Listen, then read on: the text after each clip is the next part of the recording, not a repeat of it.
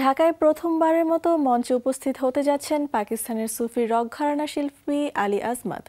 যোগ দিতে যাচ্ছেন লেজেন্ডস লাইভ ইন ঢাকা শীর্ষক কনসার্টে। তার সঙ্গে মঞ্চ মাতাবেন নগর বাউল জেমস। ঢাকায় এসেই যমুনা টেলিভিশনের মুখোমুখি হয়েছিলেন আলী আজমাত। আলী আজমত সুরের মাদকতা আর হৃদয়স্পর্শী গানে ছুঁয়েছেন শ্রোতাদের মন। পপ, ফিউশন বা ট্র্যাডিশনাল যে কোনো ঘরানায় তার কণ্ঠ যেন অনন্য। তিনি এমন একজন শিল্পী যিনি সঙ্গীতে বলেন মানুষের জীবন গল্প।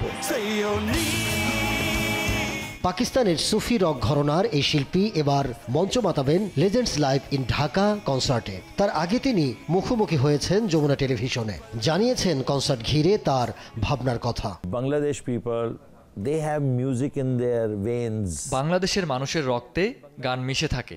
এখানকার শ্রোতারা ভারত পাকিস্তানের শ্রোতাদের চাইতেও বেশি মনোযোগী। যারা কনসার্টে আসেন তারা গানের সবই জানেন, সবই বোঝেন। তারা গান নিয়ে কথা বলেন। গান তাদের কাছে দারুণ একটা বিষয়। সঙ্গীত সম্পর্কে তারা অনেক ধারণা রাখেন। জানান জেমস তার খুব ভালো বন্ধু, তার সঙ্গে এক মঞ্চে গাইবেন বলে ভীষণ খুশি তিনি। James is a dear friend. James আমার খুব ভালো বন্ধু। 4-5 বছর আগে আমরা এখানে শো করেছি। সেখানে জেমস ও অন্যান্য ব্যান্ডের শিল্পীরা ছিলেন। আমি জেমসের বাড়িতে গিয়েছিলাম, দারুণ আপ্যায়ন পেয়েছিলাম আর সঙ্গীত নিয়ে গভীর আড্ডায় মেতে উঠেছিলাম আমরা। আবারও তার সঙ্গে গাইব ভেবে আমি ভীষণ আনন্দিত। জুনুন ব্যান্ডের জন্য আজাদি ছিল মাইলফলক। কি ছিল নেপথ্যে? The idea is the right. ভালো শিল্প, ভালো সিনেমা কিংবা ভালো গল্প, যে কোনো ভালো কিছুই তৈরি করতে শৈল্পিকভাবেই কোলাবোরেশনের প্রয়োজন আছে। কোলাবোরেশনের মাধ্যমেই দারুণ কোনো আইডিয়া, দারুণ কোনো আর্টে পরিণত হয়। আজাদি এমনই একটি এক্সপেরিমেন্টাল কাজ ছিল। আমি বেশ ভয়ে ছিলাম। ওয়েস্টার্ন ড্রাম ছাড়াই এমন গান তৈরি করা বেশ চ্যালেঞ্জিং। শুধু তবলা, গিটার আর বেস দিয়ে এমন গান তৈরি করা সত্যি এক্সপেরিমেন্টাল কাজ ছিল।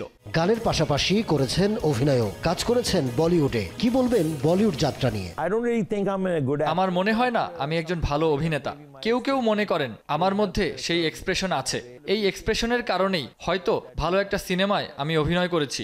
আমি নতুন কিছু করার চেষ্টা করেছি, সেই জায়গা থেকে হয়তোবা আমি ভালো কিছু করেছি।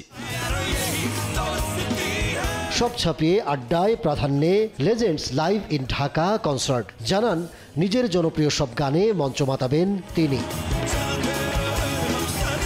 Ahmed Tauquir, showbiz tonight.